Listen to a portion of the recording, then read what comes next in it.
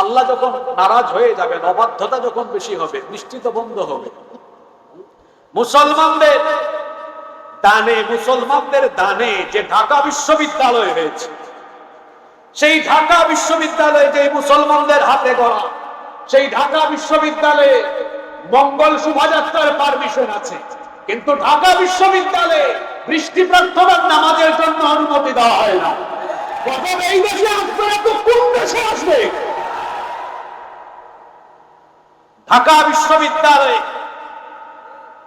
বিশ্ববিদ্যালয়ে বিভিন্ন অনইসলামিক কর্মকাণ্ড হচ্ছে, পারমিশন লাগে না, পারমিশন দেওয়া হয় আরো।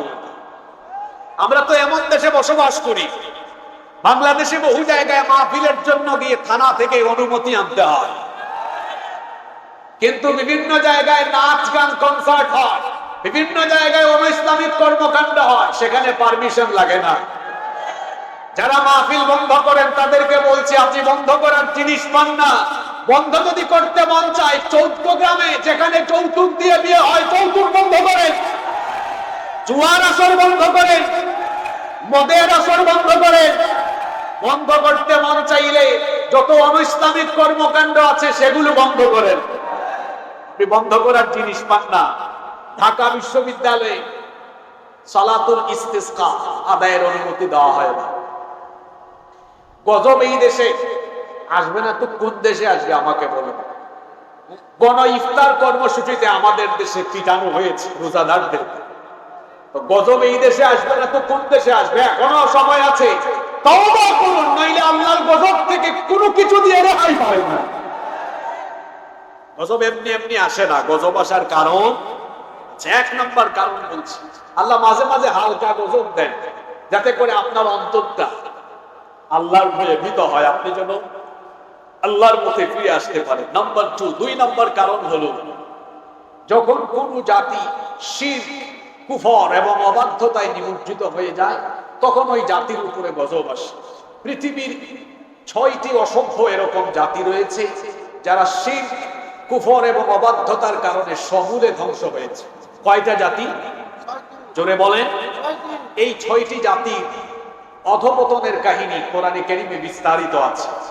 1 নম্বর জাতি হচ্ছে নূহ আলাইহিস সালামের জাতি, যাদেরকে বিরাট একটি বন্যা দিয়ে, প্লাবন দিয়ে ধ্বংস করে দেওয়া হয়েছে। 2 নম্বর জাতি হলো হুদ আলাইহিস সালামের আদ জাতি। 3 নম্বর জাতি হচ্ছে সালেহ আলাইহিস সালামের সামুদ জাতি। 3 নম্বর হচ্ছে শুআইব আলাইহিস সালামের মাদিয়ানবাসী। 5 নম্বর হচ্ছে লূত আলাইহিস সালামের সমকামী ওই জাতি।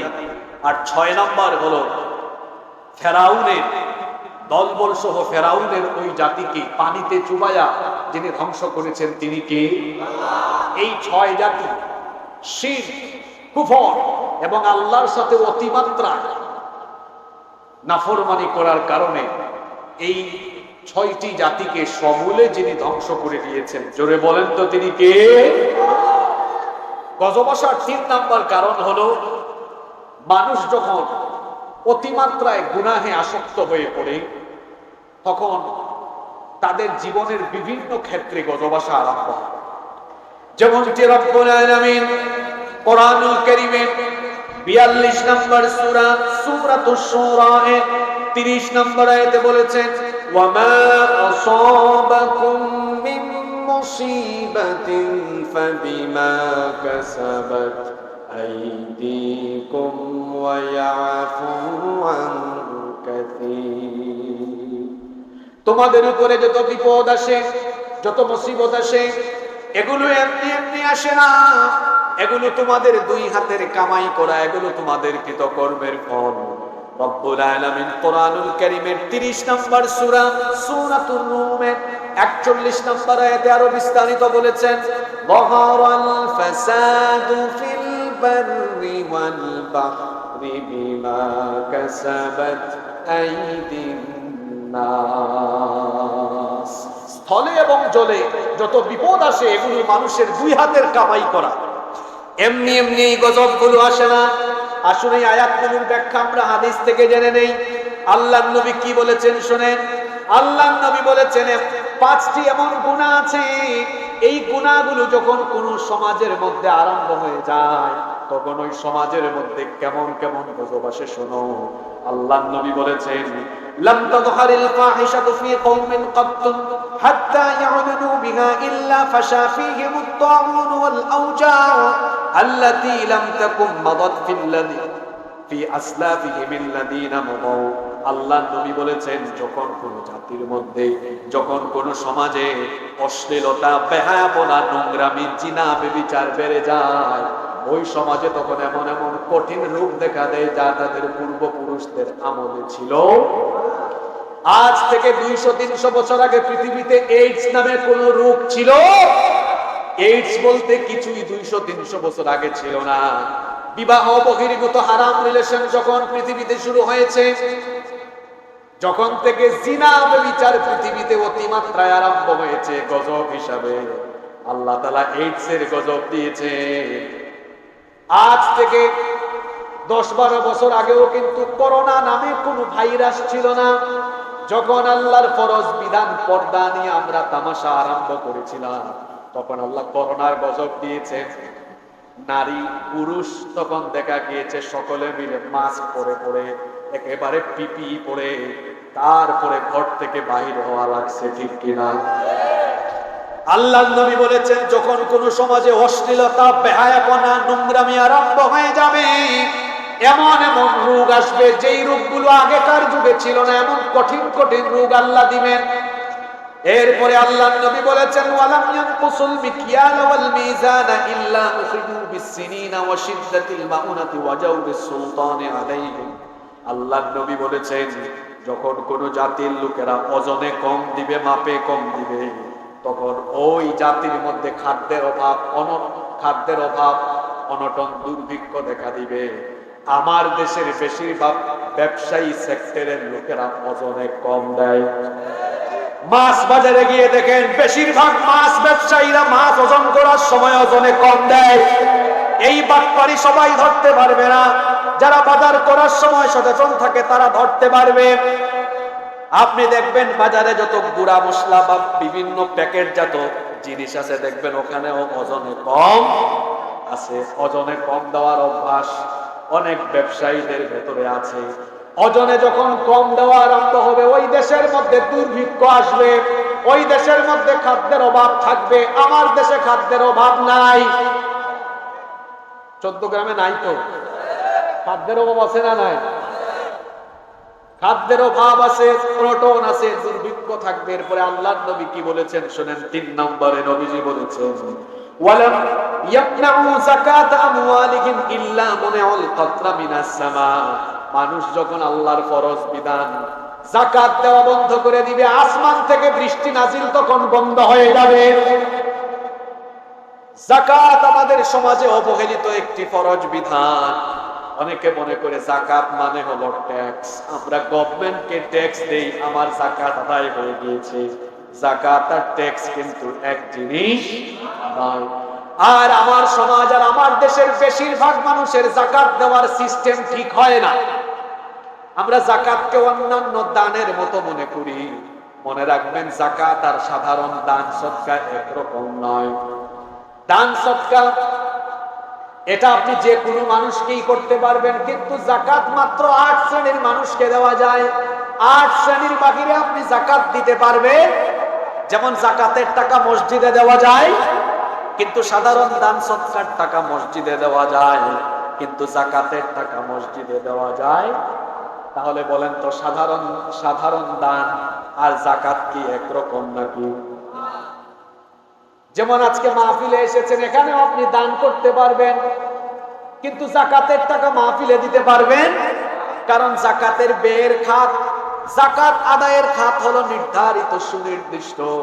এই 8টি খাতের বাহিরে আপনি যাকাত দিতে পারবেন না। ঠিক তেমনি ভাবে যাকাতের উদ্দেশ্য আছে। যাকাতের মূল উদ্দেশ্য হলো মানুষকে সহযোগিতা করা নয়, বরং যাকাতের উদ্দেশ্য হলো মানুষের অভাবকে দূর করে দেওয়া, সমাজ থেকে দারিদ্রতা রিমুভ করে দেওয়া, সমাজ থেকে অর্থনৈতিক দুর্দশা দূর করে দেওয়া। আমাদের বাংলাদেশের মধ্যে দারিদ্রতা কম না বেশি? জোরে বলেন, কম না বেশি? আপনারা যদি যাকাতের কল্যাণকর যে বিষয়গুলো আছে এগুলো বুঝতেন, যাকাতের খাতটা যদি ভালো করে বুঝতেন, আর যাকাত যদি আপনারা প্রপারলি আদায় করতে পারতেন, বাংলাদেশে 5 বছর ধরে একজন গরিব মানুষও আর পাওয়া যেত। আমার দেশে বিভিন্ন মন্ত্রণালয় আছে, যাকাত মন্ত্রণালয় নাই। যদি যাকাত মন্ত্রণালয় থাকতো আর এখানে চোর বাটপার বাদ দিয়ে বিশেষজ্ঞ ওলামাদেরকে দায়িত্ব দেওয়া হতো, আর যাকাত যদি সেন্ট্রালি কালেক্ট করে সেন্ট্রালি ডিস্ট্রিবিউট করা হতো, সর্বোচ্চ 5 বছর পরে আর বাংলাদেশে একজন গরিব মানুষও খুঁজে পাওয়া যেত। আমরা অনেকে যাকাত দেই কিরকম, যাকাতের শাড়ি বিতরণ করি, যাকাতের লুঙ্গি বিতরণ করি। বিভিন্ন মার্কেটে সাইনবোর্ড টানানো থাকে বিভিন্ন দোকানের সামনে, এখানে যাকাতের শাড়ি লুঙ্গি পাওয়া যায়। এই কথার অর্থ হলো মার্কেটের সবচাইতে ফালতু শাড়ি ফালতু লুঙ্গি এই দোকানে পাওয়া যায়। কি বলেন, গরিবদের সাথে এরকম তামাশা আছে না নাই? বেশিরভাগ ওলামায়ে কেরাম বলেছেন যে যাকাতের নামে শাড়ি লুঙ্গি কেউ দিলে তার যাকাতই আদায় হবে না। কারণ যাকাতের উদ্দেশ্য গরিবের গরিবি হালত দূর করে দেওয়া, দারিদ্রতা দূর করে দেওয়া। আপনি যাকে যাকাত দিবেন টার্গেট থাকবে সে যেন আর জীবনে কোনোদিন যাকাত না খায়, যাতে পরবর্তী বছর বা 2-3 বছরের মধ্যে সেও যাকাত দেওয়ার উপযুক্ত হয়ে যায়। আমি একটা উদাহরণ দেই যাতে আপনারা বুঝতে পারেন, তাহলেই আপনাদের জন্য বিষয়টা বোঝা আরো সহজ হয়ে যাবে। মনে করেন আপনাদেরই এলাকা আমানগন্ডা, শুনতেছেন তো আপনারা? এই আমানগন্ডায় মনে করেন আপনাদের জনসংখ্যা কত? আপনাদের এই এলাকায় আনুমানিক কত হইতে পারে? 3000-এর মতো, ঠিক আছে। তো আপনাদের 3000 থেকে মনে করেন যাকাত ফরজ হতে পারে, আনুমানিক একটা হিসাব দেন কতজনের উপরে? আচ্ছা আমরা ধরে নিলাম মনে করেন 200, এরকম তো হতে পারে আপনাদের ধনী এলাকা। আচ্ছা 100 ধরলাম আমি, এটা জাস্ট একটা হিসাব। আচ্ছা আমি আরো হিসাবটা সহজ করে দিই, মনে করলাম 10 জনের উপর যাকাত ফরজ। কয়জনের উপরে? এখন আমানগন্ডায় সবাই কি সচ্ছল? জোরে বলেন। সবাই সচ্ছল না। দেখেন আমানগন্ডা দিয়ে একটা উদাহরণ দিই। এই 10 জন আমরা আজকে একত্রিত হলাম, একত্রিত হয়ে বললাম ভাইজান হিসাব করে দেখেন তো আপনার এবছর যাকাতের কত টাকা আসছে। একজন বললো 50,000, আরেকজন 1 লাখ, আরেকজন 2 লাখ। মোট হিসাব করে পাওয়া গেল 10 জনের মোট টাকা হয়েছে, ধরেন হিসাব করে পাওয়া গেল 15 লক্ষ। কত লক্ষ? 15 লক্ষ। এখন এটা ডিস্ট্রিবিউট করার 2 তরিকা আছে। এক তরিকা হলো ভাই যার যার আদায় করে ফেলেন, যার যার। এখন দেখা গেল চৌধুরী সাহেব শাড়ি লুঙ্গি দিলেন, খান সাহেব ডেকে ডেকে 500, 200, 300 করে করে দিলেন। এটা একটা প্রক্রিয়া। আরেকটা প্রক্রিয়া হলো মনে করেন আমিও আপনাদের এলাকা, আমি সবাইকে নিয়ে বসলাম, ভাইজান আলাদা আলাদা দিয়ে লাভ নাই, আসেন সবার টাকা একসাথে করি। এই 15 লক্ষ টাকা একসাথে করে আমাদের আমানগন্ডায় আমরা এবার 30 জন অসচ্ছল ব্যক্তিকে সচ্ছল করে দিব আমরা, যাতে আগামী থেকে তারা আর যাকাত না খায়।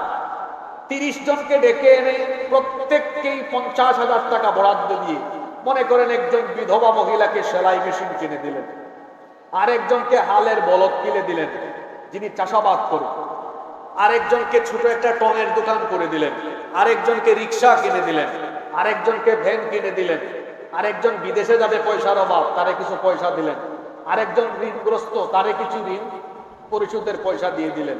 দেখা যাবে এই 15 লক্ষ টাকা যখন একত্রিত করে আবার যখন মানে একত্রিত ভাবে ডিস্ট্রিবিউট হবে, তখন অনেক মানুষের কর্মসংস্থান হবে যাদেরকে দিচ্ছি।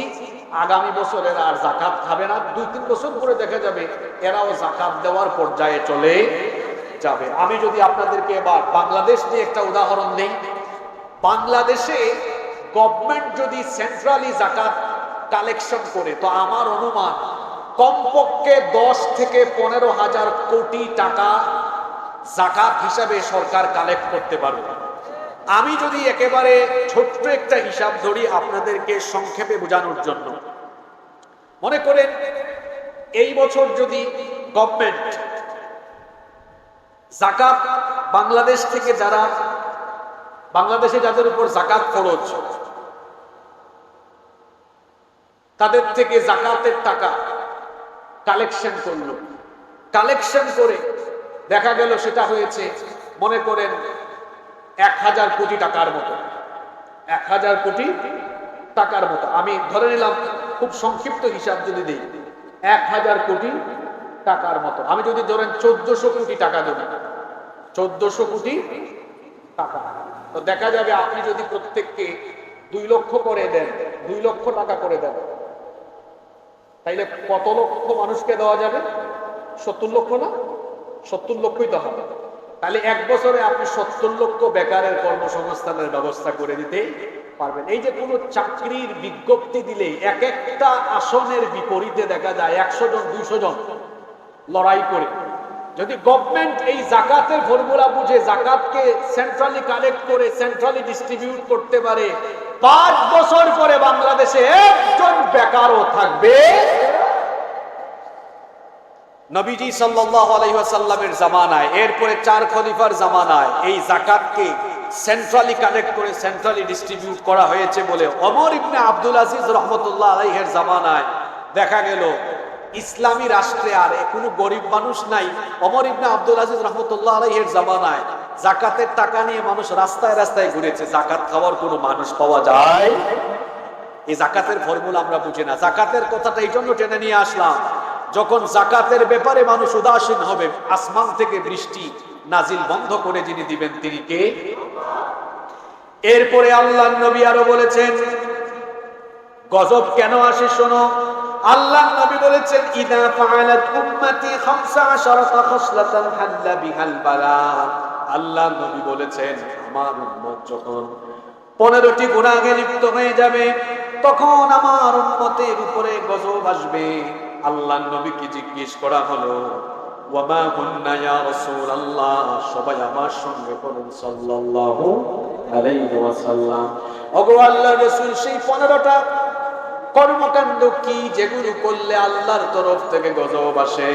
আল্লাহর নবী বললেন আমার দিকে তাকান আর মিলান, এই গুনাহগুলো আমার সমাজে এখন আছে না নাই, মিলায় নেন।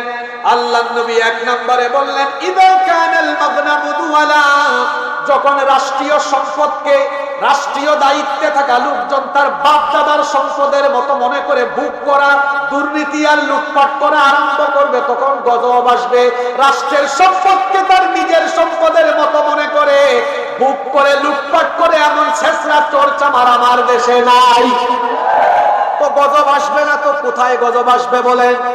রাষ্ট্রীয় সম্পদকে নিজের সম্পদ মনে করে বুক করে, এজন্যই তো গজব আসে। আল্লাহর নবী বলেছেন যখন মানুষ রাষ্ট্রীয় সম্পদকে নিজের সম্পদের মতো ভোগ করা আরম্ভ করবে তখনই গজব আসবে। 2 নম্বরে হচ্ছে ওয়াল আমানাতু মাগনামা, মানুষ যখন আমানতকে গনিমতের মাল মনে করবে, আমানতের খেয়ানত যখন আরম্ভ হয়ে যাবে তখন গজব আসবে। এখন তো আমানতের খেয়ানত নাই, আরো জোরে বলেন আমানতের খেয়ানত আছে না নাই? যে কোনো দায়িত্ব সেটাও কিন্তু আমানত। রাষ্ট্রীয় দায়িত্ব পালন করতে গিয়ে আপনি যদি এই আমানতদারিতা পালন না করেন তাহলে সেটা হবে রাষ্ট্রের সঙ্গে খেয়ানত। আর এই খেয়ানত যখন কোনো রাষ্ট্রে চলবে ওই রাষ্ট্র কখনো উন্নত হবে না, সমৃদ্ধ হবে। আমার দেশে তো সম্পদের অভাব নাই, শুধু অভাব হচ্ছে ভালো মানুষের। এত সম্পদ আমাদের দেশে, আমার বাড়ি সিলেটে গিয়ে দেখে সেখানে আছে পাথরের খনি, আছে কয়লার খনি, আছে গ্যাসের খনি, চায়ের খনি, চা আর চা।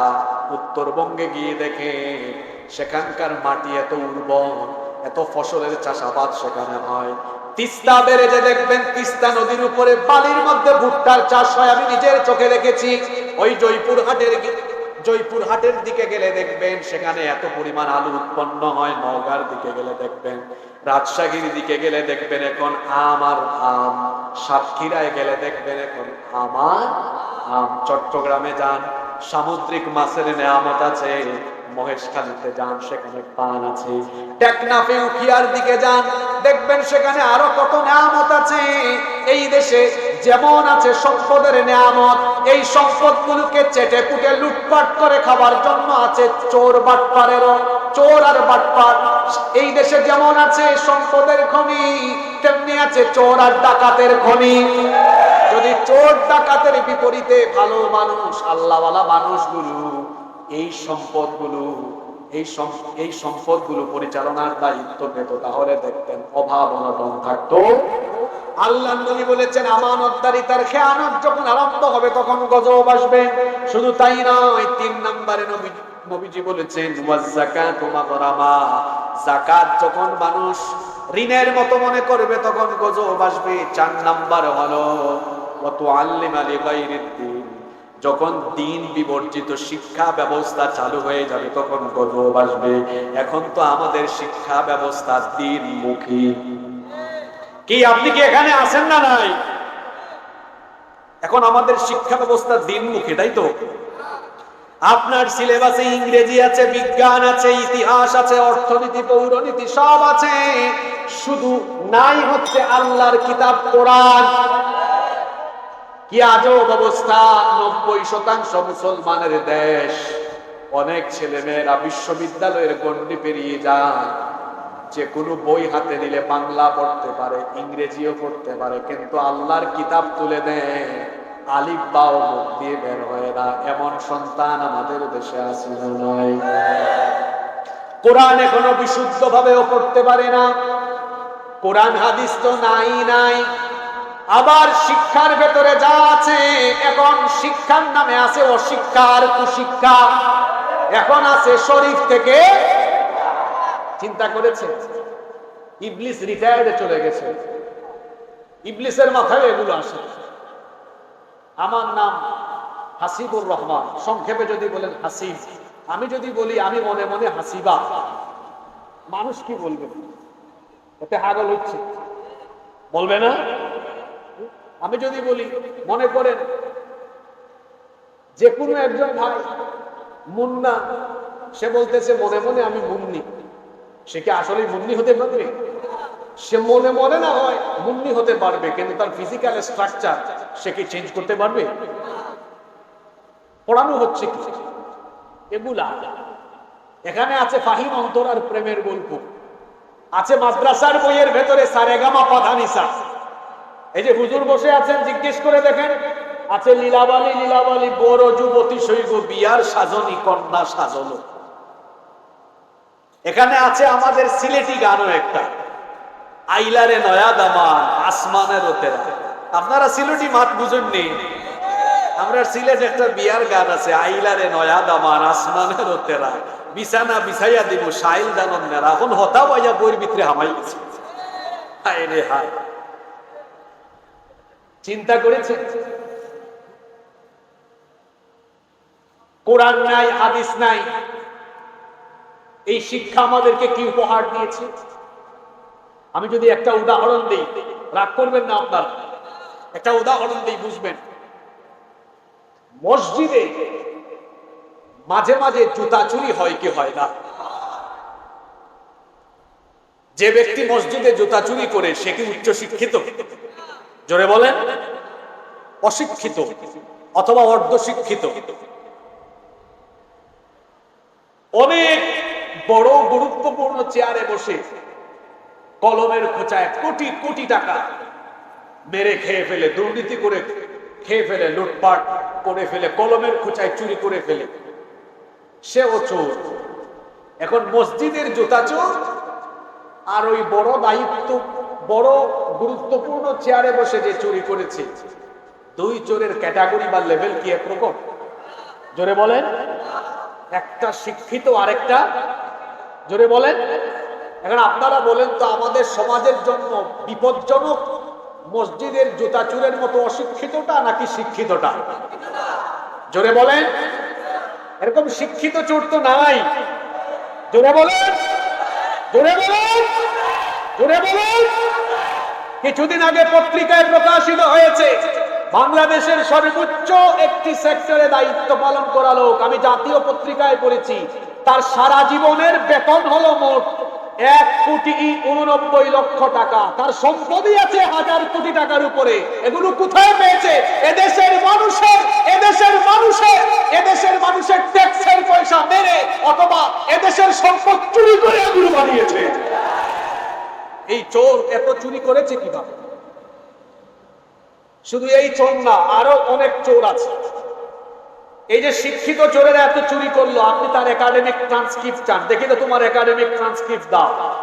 আপনি দেখবেন তার একাডেমিক ট্রান্সক্রিপ্ট হাতে নিলে মাস্টার্স ডিগ্রি বা পিএইচডি পর্যন্ত সে যে সাবজেক্টগুলো পড়েছে, আপনি দেখবেন তার একাডেমিক, আপনি ট্রান্সক্রিপ্ট যদি হাতে নেন দেখবেন বাংলা, ইংরেজি, ভূগোল, অর্থনীতি, বিজ্ঞান, ইনফরমেশন টেকনোলজি, যা আছে সব পড়েছে, তার সিলেবাসে সব আছে। শুধু নাই দেখবেন কোরআন, নাই দেখবেন হাদিস। আমি এই কথাগুলো এই জন্য বলছি, তাহলে বোঝা গেল কোরআন হাদিস বিবর্জিত শিক্ষা সিলেবাস দিয়ে একটি জাতির ছেলে মেয়েদেরকে শিক্ষিত বানানো যায়, কিন্তু কোরআন সুন্নাহ বিবর্জিত সিলেবাসের মাধ্যমে যারা উচ্চ শিক্ষিত হবে, বেশিরভাগ ক্ষেত্রেই এগুলো শিক্ষিত হওয়ার পরে শিক্ষিত চোর আর শিক্ষিত ডাকাত হবে। আপনি যদি একটি জাতির উন্নতি ঘটাতে চান, তাহলে শিক্ষা ব্যবস্থার ভেতরে দ্বীনি শিক্ষার কম্বিনেশন ঘটাতে হবে। আমি বলছি না বিজ্ঞান বাদ দেন, আমি বলছি না ইংরেজি বাদ দেন, আমি বলছি সবই থাকবে, শুধু দ্বীনি শিক্ষার কম্বিনেশন ঘটিয়ে দেন। যেটা আছে সেটার সাথে দ্বীনি শিক্ষা সমন্বয় ঘটিয়ে দেন, তাহলে আমাদের ছেলে মেয়েরা এরা সোনার সন্তান হিসাবে গড়ে উঠবে ইনশাআল্লাহ। এরপরে গজব কেন আসে? আল্লাহ নবী বলেছেন আল্লাহ নবী বলেছেন কোন মানুষ যখন এরকম অবস্থা হয়ে যায়, সে যখন তার বন্ধুর সাথে ভালো আচরণ করে আর তার মায়ের সাথে বেয়াদবি করে, অর্থাৎ আপনি দেখবেন এমন বহু পুরুষ আছে বিবাহের পরে বউয়ের আনুগত্য করে বা তার বন্ধুদের সাথে ভালো আচরণ করে। আল্লাহর নবী বলেছেন ওয়া আতাআর রাজুলু যাওজাতাহু, তার স্ত্রীর বাধ্য হবে, স্ত্রীর কথা শুনবে, ওয়া আতা উম্মাহু, আর মায়ের অবাধ্য হবে। এমন পুরুষ তো আমাদের সমাজে নাই। বিয়ে করার পরে দেখা যায় মাকে আর আগের মতো খেদমত করে না। মা কি জিনিস, বাবা কি জিনিস। বিয়ে করার পরে বিশেষ করে যখন সন্তান হয়, সন্তান হওয়ার পরে আপনি নিজে যখন বাবা হবেন, কিংবা আপনার স্ত্রী যখন প্রেগনেন্ট হবে, সন্তান সম্ভবা হবে, তখন একটু মা বাবার কথা আপনি স্মরণ করিয়েন। বাবা মা কত যে কষ্ট করেছেন। বাচ্চার যখন জন্ম হয় তখন আপনার স্ত্রী ঘুমাতে পারে না, আপনিও ঘুমাতে পারেন না। বিবাহিত ভাইয়েরা জবাব দেন, বলেন তো নিজের বাচ্চা যখন জন্ম নিয়েছে, বাচ্চা জন্মের পরে রাতের বেলা ঠিক মতো ঘুমানো যায় কি যায় না? জোরে বলেন। বিবাহিতরা বলেন, অবিবাহিতরা কি বুঝে? তোমরা এগুলা বুঝো নাই। ঠিক মতো ঘুমানো যায় না। আপনার জন্য সবচেয়ে বড় নিয়ামত, যাদের ঘরে মা আছে, বাবা আছে, তাদের কাছে জান্নাত আছে, তাদের জন্য জান্নাতে যাওয়া অনেক ইজি। আল্লাহ নবী বলেছেন ওই ব্যক্তি ধ্বংস, ওই ব্যক্তির উপরে লানত যে তার মা বাবা দুজনকে বা কোনো একজনকে পেয়ে তাদের খেদমত করে জান্নাত হাসিল করতে পারলো না, ওই ব্যক্তির উপরে লানত। মা বাবাকে আঘাত দিয়েন না। বিয়ে শাদী করার পরে আপনি আপনার মা বাবাকে ভুলে যাইয়েন না। মা মায়ের জায়গায়, বউ বউয়ের জায়গায়। যতদিন মা বাবা জীবিত থাকবে আপনার সবচেয়ে বেশি বাজেট, সবচেয়ে বেশি খরচ করবেন মায়ের জন্য, বাবার জন্য। আজ আপনার বাবা মা জীবিত, যদি আপনি বাবা মায়ের জন্য খরচ না করেন, দেখবেন বাবা মা মারা যাওয়ার পরে কবরের সামনে গেলে অনুভূতি হবে মনে হয় আজ আমার টাকা আছে, পয়সা আছে, কিন্তু আমার বাবা নাই, আমার মা নাই। যাদের বাবা মা নাই এই কথাগুলো তারা বুঝবে, যাদের আছে আপনারা বুঝবেন না। তাদেরকে জিজ্ঞেস করেন যাদের মা বাবা নাই, এরা কবরের কাছে গেলে তাদের আফসোস হয়, আরে আজ যদি আমার বাবা থাকতো, মা থাকতো, আমি তাকে এটা খাওয়াইতাম, ওটা খাওয়াইতাম, হজ করাতাম, উমরা করাতাম। যখন মা বাবা থাকবে না আফসোস করবেন। এজন্য মা বাবা থাকতে মা বাবার কদর করেন। আল্লাহর নবী বলেছেন যারা মা বাবার অবাধ্য হবে, মা বাবার সঙ্গে নাফরমানি করবে, এদের জীবনে গজব আসবে, এদের জীবনে নানাবিধ গজব আসবে, এদের রিজিক আল্লাহ কেড়ে নেবেন। যারা মা বাবার সঙ্গে বেয়াদবি করবে এরা মরার আগে দুনিয়াতে শাস্তি পাবে। মনে রাখবেন, আপনি আপনার বাপকে কষ্ট দিলে আপনার ছেলে মেয়েও আপনাকে কষ্ট দিবে। আপনি আপনার মাকে কষ্ট দিলে আপনার ছেলে মেয়ে আপনাকে বুড়া বয়সে কষ্ট দিবে, এমনকি বৃদ্ধাশ্রমে নিয়ে রেখে আসবে। খবরদার মা বাবাকে আঘাত দিবেন না। গজব আসার আরো কিছু কারণ আছে। আল্লাহর নবী বলেছেন ওয়ারতাফাতিল আসওয়াতু ফিল মাসাজিদ, মসজিদগুলোতে যখন হই হুল্লোড় বেড়ে যাবে, পাপাচারীদের গলার আওয়াজ যখন বড় হয়ে যাবে, অর্থাৎ মসজিদের ব্যবস্থাপনায় যখন পাপী তাপী লোকেরা চলে আসবে, তখন গজব আসবে। আর এই আলামতটা আমার সমাজের সাথে বেশিরভাগ মিল আছে। আমার দেশের বেশিরভাগ মসজিদ কমিটিগুলোর ব্যবস্থাপনায় দেখবেন অপদার্থ এবং পাপী তাপী লোকেরা আছে। আমাদের মসজিদ কমিটিতে থাকার যোগ্যতা হলো টাকা থাকা, পয়সা থাকা, ক্ষমতা থাকা। আমার দেশের বেশিরভাগ মসজিদ কমিটির সভাপতি সেক্রেটারি সুদখোর, ঘুষখোর। যেই মসজিদের সভাপতি সেক্রেটারি সুদখোর, ঘুষখোর, ওই মসজিদে কোনোদিনও হক কথা শোনা যায়? ওই মসজিদগুলোতে জুমার দিনে, যে আজকে জুমার দিন গেল, দেখবেন কোন কোন মসজিদে 11টার আগে 10:30 থেকে মসজিদ ফিল আপ হয়ে যায়। কোন কোন মসজিদে দেখবেন 1টা বাজে, তাও মসজিদের ভেতরে মুসল্লি হয়। যেই মসজিদে আপনি দেখবেন 1টা হয়ে গিয়েছে, 1:15, তখনও মুসল্লি নাই, বুঝবেন এই মসজিদের ব্যবস্থাপনা ভালো না, এই মসজিদের কমিটির সভাপতি সেক্রেটারিও সুবিধার না। এরা হুজুর রাখার সময়ও সুবিধার হুজুর রাখে, যে হুজুর এদেরকে বাঁচাতে পারবে, সেফ রাখবে, এইরকম হুজুর তারা রাখবে। হক কথা শোনা যাবে না। আর আমার দেশে এইরকম বহু হুজুরও আছে, এইরকম বহু হুজুরও আছে যারা সভাপতি আর সেক্রেটারির তাবেদারি করে করে, প্রশংসা করে করে মসজিদে থাকে। এমন হুজুরও আছে না নাই? যেই মসজিদের ইমাম বা খতিব সাহেব সভাপতি সেক্রেটারিকে ভয় করে হক কথা বলতে পারে না, ওই ইমাম বা খতিব সাহেবের উচিত হলো ইমামতি বা খতিবের দায়িত্ব ছেড়ে দিয়ে ব্যবসা কিংবা চাকরি করে ভাত খাওয়া। মসজিদের দায়িত্ব পালন করলে নির্ভয়ে আপনাকে হক কথা বলতে হবে। আল্লাহর নবী বলেছেন মসজিদগুলোতে যখন পাপী তাপী ফাসেক লোকেরা দায়িত্ব পালন আরম্ভ করবে, তখন গজব আসবে। এখন বলেন তো এই আলামত আমার সমাজের সাথে মিল আছে না নাই? আল্লাহর নবী আরো বলেছেন ওয়াকানা যাঈমুল কওমি আরযালুহুম, যখন সমাজের নিকৃষ্ট চরিত্রের লোকেরা সমাজের নেতা হয়ে যাবে, তখন গজব আসবে। এখন বলেন তো এই আলামতটার মিল আছে না নাই? এখন সামনে বাংলাদেশে উপজেলা নির্বাচন আসতেছে, আপনি দেখবেন সমাজের ভালো ভালো মানুষের বিপরীতে বেশিরভাগ ক্ষেত্রে ছেসরা, চোর, চামা, দুর্নীতিবাজ, লুটেরারা, তারা দেখবেন মানুষকে হাত নাড়িয়ে নাড়িয়ে শুভেচ্ছা জানাবে। নিকৃষ্ট চরিত্রের মানুষগুলো যখন নেতৃত্বের পর্যায়ে চলে আসবে, তখন ওই জাতির উপরে গজব আসবে। আপনি কি রাগ করলেন? নায়ক নায়িকা, গায়ক গায়িকা, খেলোয়াড়, এরা জাতির ঘাড়ে চেপে বসলে ওই জাতির অবস্থা কিন্তু খারাপের দিকে চলে যেতে দেখেন না।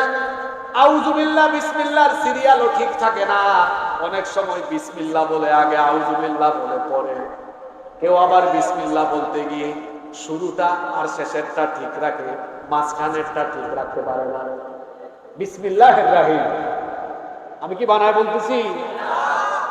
আমি যে কথা বললাম এরকম বলছে তো? বিসমিল্লাহির রহিম। আপনি কি আমার কথা রাগ করলেন যে হুজুর থেকে সব সাইড দিয়ে একদম কাউকে বাকি দিচ্ছি, কাউকে বাদ দিয়ে কথা বলছেন? এটা হুজুরের দোষ না তো। আমি তো যা বলতেছি কোরআন হাদিস দিয়ে মিলাই মিলাই বলতেছি, এর বাইরে কিছু বলতেছি? আল্লাহর নবী বলেছেন নিকৃষ্ট চরিত্রের লোকেরা যখন নেতৃত্বে চলে আসবে, তখনই গজব আসবে। আল্লাহর নবী আরো বলেছেন ওয়া উকরিমার রাজুলু মাখাফাতা শাররিহি, যখন ইজ্জতের ভয়ে, সম্মানের ভয়ে, প্রাণের ভয়ে খারাপ লোকদের আনুগত্য আরম্ভ হয়ে যাবে, তখন গজব আসবে।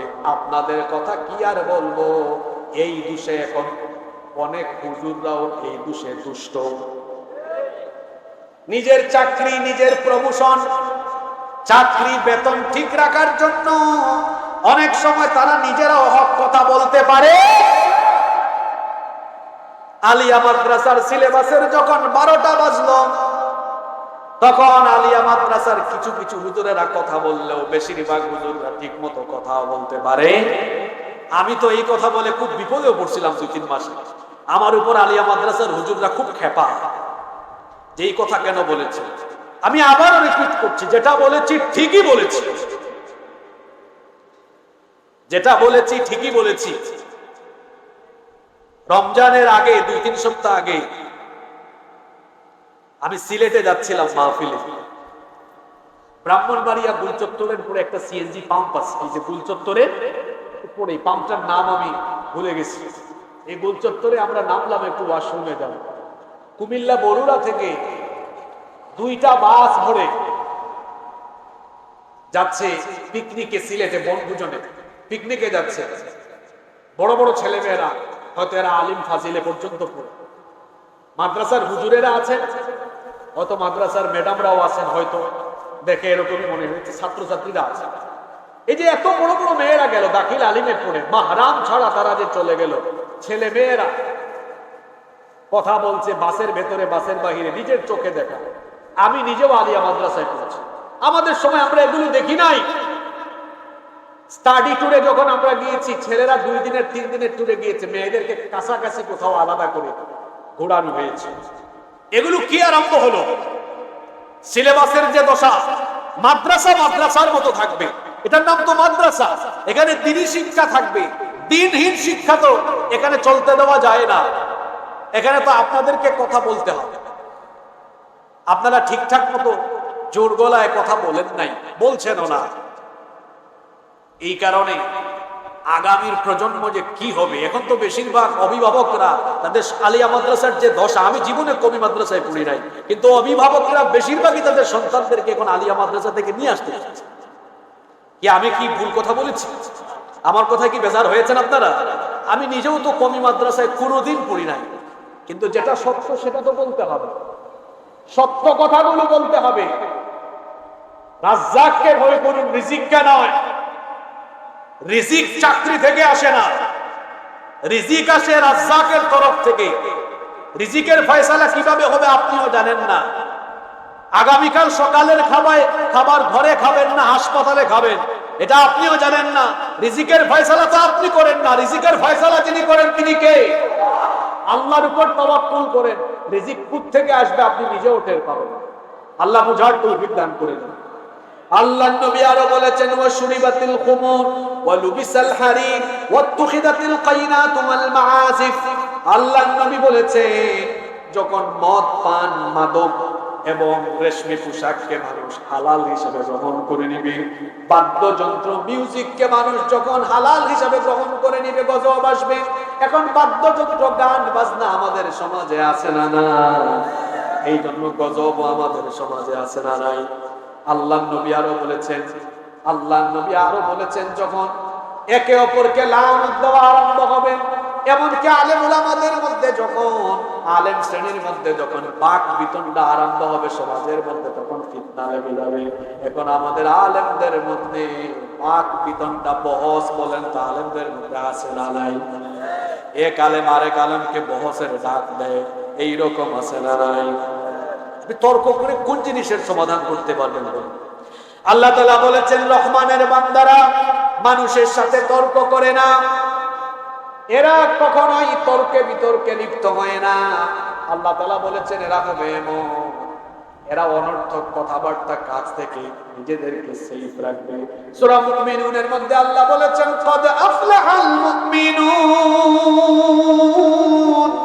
আল্লাযীনা হুম ফি সালাতিহিম খাশিউন ওয়াল্লাযীনা হুম আনিল লাগwi মু'রিদুন।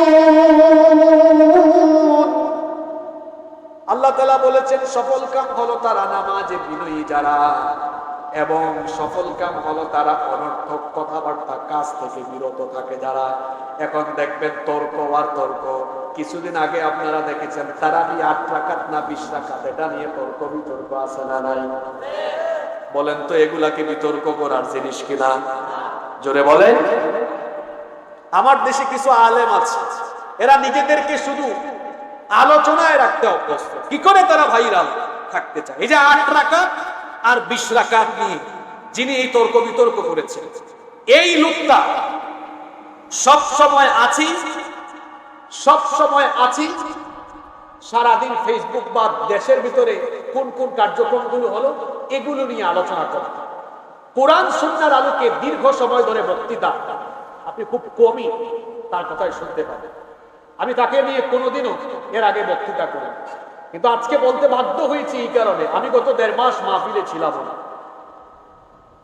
কাউকে নিয়ে কথা বলতে দেখবেন সে ছাত্র, তার কথাবার্তা শুনলে মনে হয় একমাত্র সেই হচ্ছে হক, বাকি সব বাদ। ঠিক কিনা বলেন? এবং সে সব সময় ফিতনাসুলভ বক্তৃতা অভ্যস্ত, সব সময় ফিতনাসুলভ বক্তৃতায় অভ্যস্ত, সবার ভুল ধরে বেড়াবে। আরে ভাই, আপনি নিজের চরকায় তেল দেন, প্রত্যেকটি মানুষের ভেতরে কম বেশি ভুল ভ্রান্তি আছে না? না। আর আপনাদেরকে বলছি, আপনারা যারা মাহফিল আয়োজন করেন, আয়োজকদেরকে বলবো, কোন হুজুর এসে যখন অন্য হুজুরের বদনাম কিংবা আলেমুল আমাদের মধ্যে ফিতনা লাগানোর ট্রাই করবে, ওই হুজুরকে স্লিপ দিয়া সুন্দর করে নামায়। এখন আপনারা বলতে পারেন, হুজুর আপনিও তো অন্য হুজুরকে নিয়ে কথা বলছেন। আমি ওই হুজুরের কথা আমি তো আগেই বলেছি, কোনোদিনও বলি নাই। আমি জাস্ট এটা সাবধান করছি যে ওই হুজুরের মতো যেন অন্যান্য হুজুরেরা না হন, এভাবে যেন ফিতনা লাগানোর মতো কোনো আলোচনা আমরা না করি। কে বুকে হাত বাঁধবে, কে নাভিতে হাত বাঁধবে, এটা মাহফিলে আলোচনার বিষয় নয়। তার আমি 8 রাকাত হবে না 20 রাকাত হবে, এগুলা নিয়ে আলোচনার বিষয় নয়। বরং যারা বেনামাজি আছে এদেরকে বুঝায় শোনায় আওয়াজ নসিহত করে নামাজে আনা, এটাই হবে আমাদের ভাই। আমরা ফিতনা চাই না। উম্মতের ঘরে আগুন লেগেছে, আমরা আগুন নিভানোর ব্যবস্থা করি।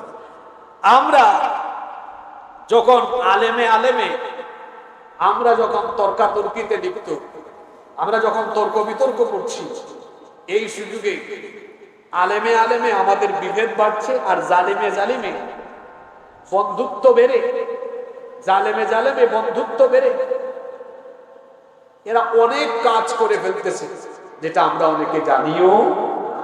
আল্লাহ আমাদেরকে বুঝার তৌফিক দান করে। আল্লাহ আলেমদের মধ্যে ঐক্য সৃষ্টি করে দেয়, দূরত্বকে আল্লাহ তাআলা দূর করে দিয়ে আলেমদের মধ্যে ভালোবাসা হৃদ্যতার বন্ধনকে মজবুত করে দেন। আমরা বলি আমিন। এরপরে 4 নাম্বার, গজব কেন আসে? মানুষের উপরে বিপদ কেন আসে? মানুষ যখন হক কথা বন্ধ করে দেয়, যখন অন্যায় দেখে মানুষ চুপচাপ থাকে, অন্যায়ের প্রতিবাদ করে না, তখন ওই সমাজের উপরে গজব আসে। এজন্য আল্লাহ তাআলা কোরআনে কারীমের 8 নম্বর সূরা সূরাতুল আনফালে 25 নম্বর আয়াতে বলেছেন, ওয়াত্তাকু ফিতনাতান লা তুসিবান্নাল্লাযীনা যালামু মিনকুম খাসসা ওয়া'লামু আন্নাল্লাহা শাদীদুল ইকাব। সতর্ক হও, সাবধান হও ওই সকল বালা মুসিবত থেকে যা শুধুমাত্র বিপদ মুসিবতের কারণ যারা, তাদের উপরেই আসবে না, বরং যারা অন্যায় দেখে চুপচাপ থাকে, নীরব ভূমিকা পালন করে, তাদের উপরেও গজব আসবে। যারা অন্যায় দেখে অন্যায়ের প্রতিবাদ করে না, হক কথা বলে না, এদের উপর যে গজব আসে, এরকম অনেক ঘটনা কোরআনে কারীমে বর্ণিত আছে। যেমন দাউদ আলাইহিস সালামের উম্মতের কাহিনী আমরা জানি। দাউদ আলাইহিস সালামের কথা আমরা অনেকেই জানি। আল্লাহ তাকে এত সুন্দর কণ্ঠ দিয়েছেন, এত সুন্দর ভয়েস দিয়েছেন। তার উপরে নাজিল হওয়া জাবুর তিনি যখন তেলাওয়াত করতেন, উড়ন্ত জিনেরা উড়ন্ত অবস্থা বন্ধ করে নদী আর সাগরের মাছেরা কিনারায় এসে তার সুন্দর কণ্ঠের তেলাওয়াত শোনার জন্য পাগল পারা হয়ে যেত। দাউদ আলাইহিস সালামের জামানায় শনিবারে মাছ ধরা নিষিদ্ধ ছিল। কি বারে? জোরে বলেন। আজকে কি বার গেল? জুমাবার। এটা আমাদের সাপ্তাহিক ইবাদতের দিন। দাউদ আলাইহিস সালামের সময়ে সাপ্তাহিক ইবাদতের দিন ছিল শনিবার। সেই দিন মাছ ধরা নিষিদ্ধ। কার আদেশ? আল্লাহর এই আদেশকে কেন্দ্র করে তার উম্মত 3 ভাগে ভাগ হয়েছে। কয় ভাগে? 1 ভাগ। এরা আল্লাহর আদেশ মানলো, এরা মাছ ধরল না। আরেক ভাগ, শুনতেছেন তো আপনারা নাকি মনোযোগ নষ্ট হয়ে গেছে? দাউদ আলাইহিস সালামের উম্মত আল্লাহর আদেশকে কেন্দ্র করে কয় ভাগে ভাগ হয়েছে? 1 ভাগ। এরা চিন্তা করলো, আল্লাহ যেহেতু আদেশ করেছেন মাছ শনিবারে ধরা যাবে না, খাওয়া যাবে না, তো আমরা মাছ ধরবো না, খাবো না, কিন্তু আটকায় রাখবো।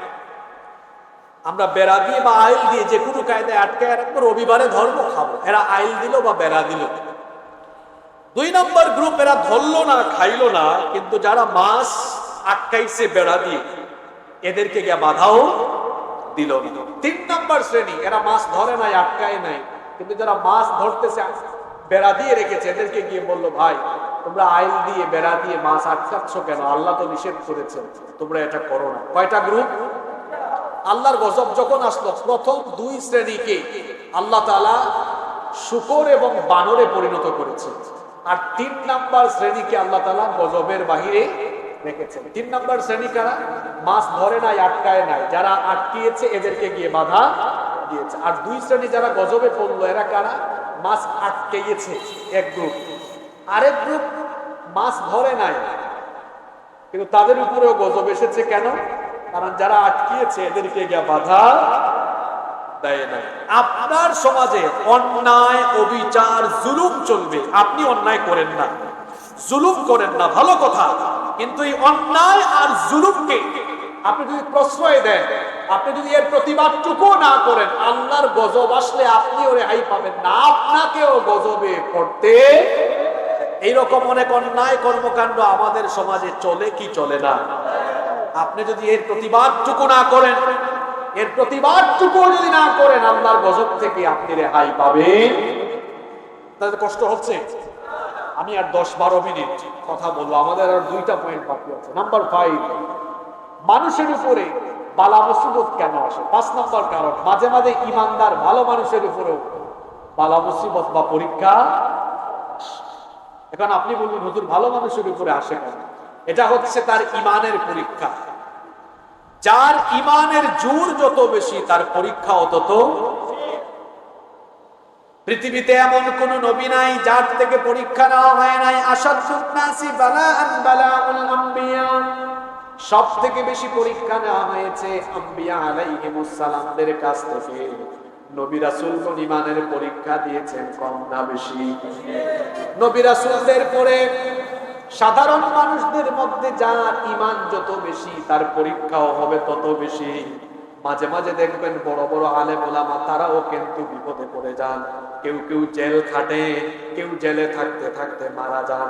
এখন আপনি ভাববেন না জেল খেটেছেন কোনো আলেম, কিংবা কোনো আলেম জেলে থাকতে থাকতে মারা গিয়েছেন, ভাববেন না উনি মনে হয় জীবনে কোনো অপরাধ করেছেন কিংবা গুনাহের কাজ করেছেন, এই জন্য মনে হয় তিনি এই অবস্থায় পড়েছেন। তাহলে আপনি তো পৃথিবীর অতীতের ইতিহাস জানেন না। অনেক নবী রাসূল তো জেলে ছিলেন। ইউসুফ আলাইহিস সালাম 10 বছর জেলে ছিলেন কি ছিলেন না?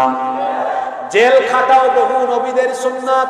ইমাম আযম আবু হানিফা রাহমাতুল্লাহি আলাইহি জেল খেটেছেন, এমনকি জেলে থাকা অবস্থায় তার মওত হয়েছে, ঠিক কি না? জেলে তার মৃত্যু হয়েছে। এজন্য কোনো ভালো মানুষ, বুজুর্গ বা কোন বড় মাপের আলেম জেল খাটতে পারেন, জেলে তার মওত হতে পারে, কিংবা জেলে থাকা অবস্থায় তার মৃত্যু হতে পারে। এর মানে এই না যে তিনি কোনো গুনাহে লিপ্ত হয়ে গিয়েছেন। এটা হতে পারে যে আল্লাহ তার ইমানকে বেশি পছন্দ করেছেন, আল্লাহ তাকে মৃত্যুর আগে পরীক্ষায় ফেলে দিয়ে তার ইমানের লেভেলটা যাচাই করতে চেয়েছেন। আল্লাহ তাকে তার আরো কাছাকাছি করার জন্য। সুবহানাল্লাহ। এরকম বহু আলেম আমাদেরও আশেপাশে আছেন যারা এ ধরনের অবস্থায় পড়েছে। কথা বলেন না কেন? কথা বলেন না কেন? আর আমার সমাজে তো বহু চোর ডাকাত জামিন নিয়ে জেলখানার বাইরে বের হয়ে চলে আসে, আর বহু আলেম ওলামা জেলখানার মধ্যে পড়েছে। কি আপনারা ভয় পাচ্ছেন নাকি? অনেক বড় বড় অপরাধীরা, এই যে কয়েকদিন আগে সাবরিনা, ডাক্তার সাবরিনাও বের হয়েছে না?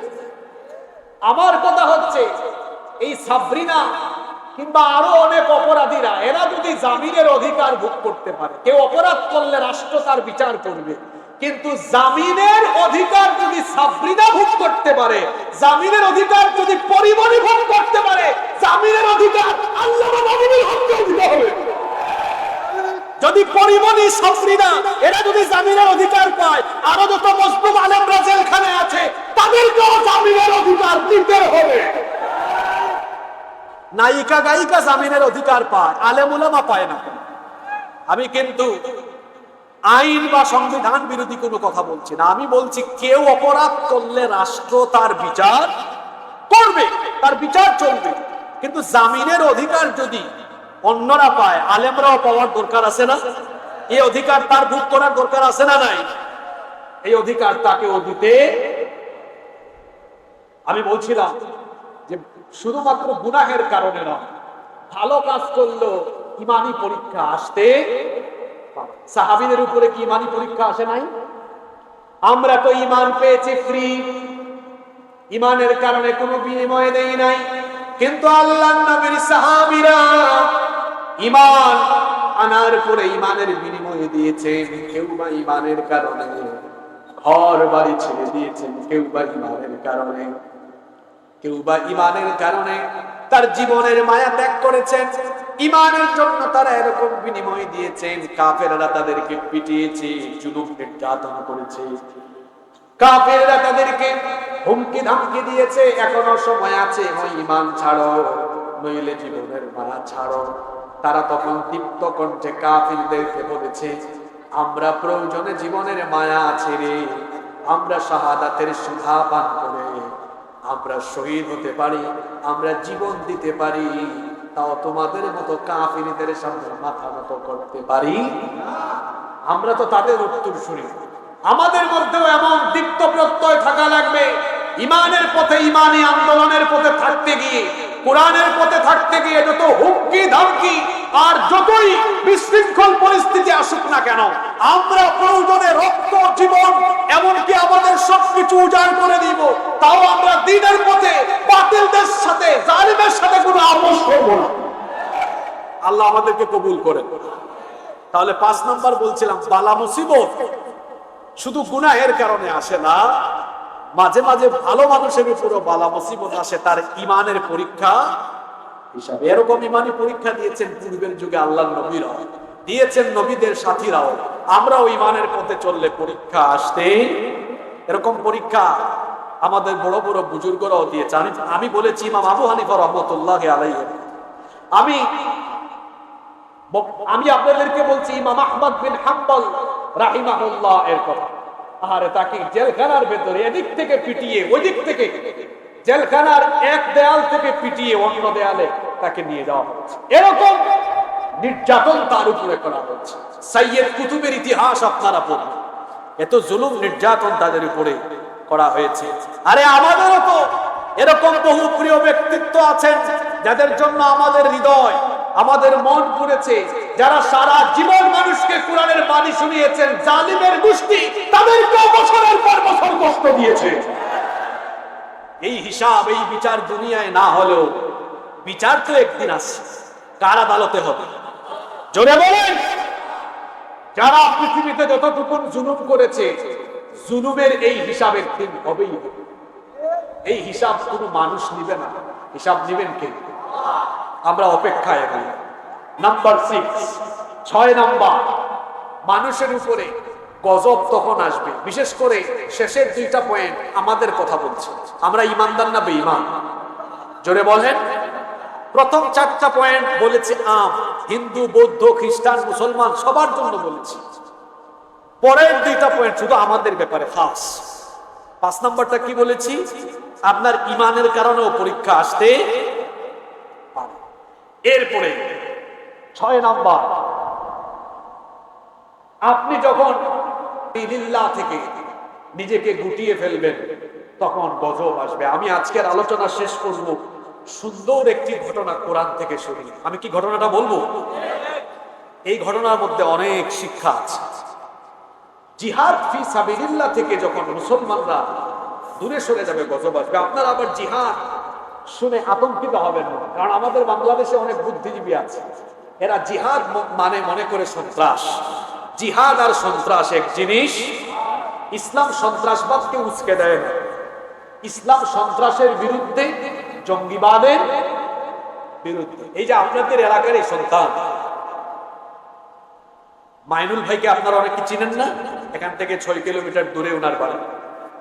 তিনি পাহাড়তলী থানার ওসি ছিলেন, এখন এসি। একদিন তিনি আমার মসজিদে জুমা পড়েছিলেন, আর ভাগ্যক্রমে ওই দিন আলোচনাই হয়েছে ইসলাম ও সন্ত্রাসবাদ। তো তিনি বক্তব্য শুনেছিলেন, এরপরে তিনি আমার পরে আবার বক্তৃতাও করেছিলেন। তিনি অনেক কোরআন হাদিস দিয়ে বক্তৃতা করলেন, আর বললেন যে আসলে আজকের বক্তৃতা শুনে আমার খুব ভালো লেগেছে যে সন্ত্রাসবাদের ব্যাপারে ইসলামের যে দৃষ্টিভঙ্গি এত চমৎকার, আমি আজকে না শুনলে সেটা বুঝতে পারতাম না। আমাদের দেশে অনেক বুদ্ধিজীবী আছে, এরা মনে করে জিহাদ মানেই সন্ত্রাস। জিহাদ মানে সন্ত্রাস না, বরং জিহাদের বিধান দেওয়া হয়েছে সন্ত্রাসবাদকে নির্মূল করে দেওয়া। জিহাদ মানে হলো কোন একটি উদ্দেশ্য বাস্তবায়নের লক্ষ্যে কাজ করা, অর্থাৎ আল্লাহর জমিনে আল্লাহর দ্বীন প্রতিষ্ঠার জন্য সর্বাত্মক প্রচেষ্টা চালানোর নাম হলো জিহাদ। মারামারি, কাটাকাটি, যুদ্ধ, এটাকে জিহাদ বলে না, এটাকে বলে কিতাল। এটাকে কি বলে? কিতাল। কিতাল আর জিহাদ এক জিনিস নয়। কিতাল হলো জিহাদের সর্বশেষ পর্যায়। কিতাল হলো জিহাদের সর্বশেষ পর্যায়। তো জিহাদ থেকে দূরে থাকলে যে মুসিবত আসে, একটি ঘটনা আপনাদেরকে শোনাই। মুসা নবীর নাম আপনারা সবাই জানেন কি জানেন? মুসা নবীর নাম শুনছেন তো আপনারা? মুসা নবী আর তার কওমকে ডিস্টার্ব করেছে ওই শয়তানটার নাম কি? জোরে বলেন। ফেরাউন নামে এখন কেউ দুনিয়ায় নাই, কিন্তু ফেরাউনের মতো আচার আচরণ এখনো দুনিয়ার বহু মানুষের ভিতরে আছে। কি বলেন, আছে না? ফেরাউনের কিছু স্বভাব কোরআনে কারিমে আছে। ফেরাউন ছিল স্বৈরাচার। ফেরাউন ছিল স্বৈরাচার। এখন কোরআন থেকে স্বৈরাচারের কথা বলা হলে স্বৈরাচারের মন খারাপ হয়। ফেরাউন ছিল জালেম। যখন জালেমের জুলুমি স্বভাব সমাজে তুলে ধরা হয়, জালিমের তখন মন খারাপ হয়। এই ফেরাউন যখন মুসা নবীর উম্মতকে বেশি ডিস্টার্ব করা আরম্ভ করলো, আল্লাহ মুসা নবীকে আদেশ দিলেন, তুমি তোমার উম্মতকে নিয়ে মিশর ছেড়ে চলে যাও। মুসা নবী তার উম্মত নিয়ে রওনা করলেন। যেতে যেতে লোহিত সাগরের সামনে, সাগর কিভাবে অতিক্রম করবেন পেরেশানিতে পড়ে গেলেন। পিছন থেকে ফেরাউনের বাহিনী চলে এসেছে, তার উম্মত হতাশ। এখন তো সামনে গেলেও মরণ, পিছনে গেলেও। মুসা নবীকে আল্লাহ আদেশ করলেন, আপনার হাতের লাঠি দিয়ে আঘাত করেন। তিনি যখন লাঠি দিয়ে আঘাত করলেন, সাগরের মাঝখান দিয়ে একটা দুইটা নয়, বনি ইসরাইলের 12টি গোত্রের জন্য 12টি রাস্তা বানিয়ে দিয়েছেন তিনি। তারা সবাই পাস হয়ে গেলেন। আর ফেরাউন আর তার দলবলকে ওই লোহিত সাগরের মাঝখানে চুবিয়ে মেরেছেন তিনি।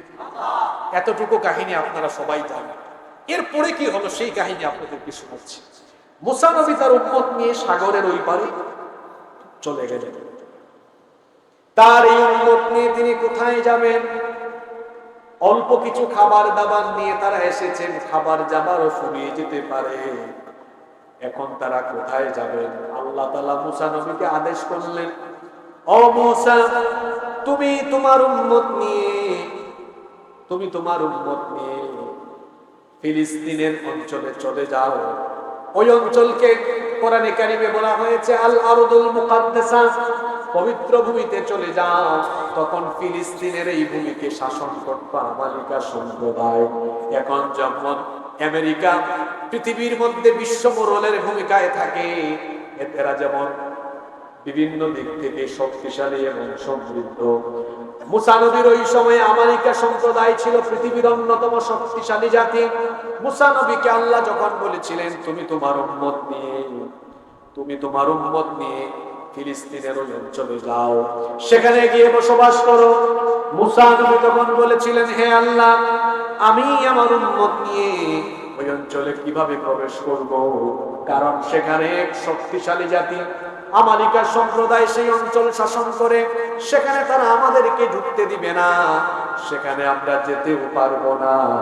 আল্লাহ তাআলা বললেন, তুমি তোমার উম্মত নিয়ে জিহাদে যাও, সেখানে যাও, জিহাদ করো। যদি জিহাদের উদ্দেশ্যে রওনা হও, আমি আল্লাহ ওয়াদা দিলাম, আল্লাতী কাতাবাল্লাহু লাকুম, ওই অঞ্চলের ওই ভূমির বিজয় আমি তোমাদের ভাগ্যে লিখে দিব। আল্লাহু আকবার। মুসা নবী তার উম্মতকে বললেন, আল্লাহ তাআলা আমাকে ওয়াদা দিয়েছেন, আমি যদি তোমাদেরকে নিয়ে ওই পবিত্র ভূমিতে যাই, আল্লাহ তাআলা ফেরেশতা পাঠিয়ে আমাদেরকে বিজয় দিবেন। বলেন তো আল্লাহর ওয়াদা সত্য না মিথ্যা?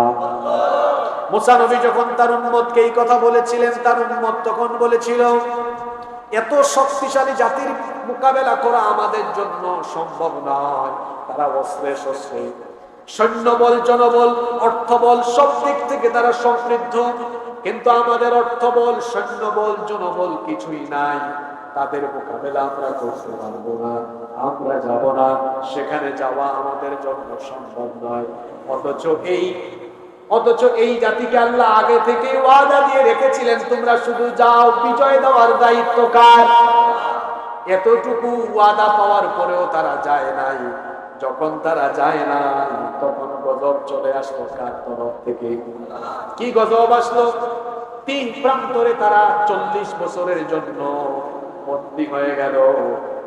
40 বছর তারা উন্মুক্ত কারাগারের মধ্যে আটকে রইল। এমন কারাগার যে কারাগারের মধ্যে কোনো দেয়াল নাই, কোনো শিকল নাই।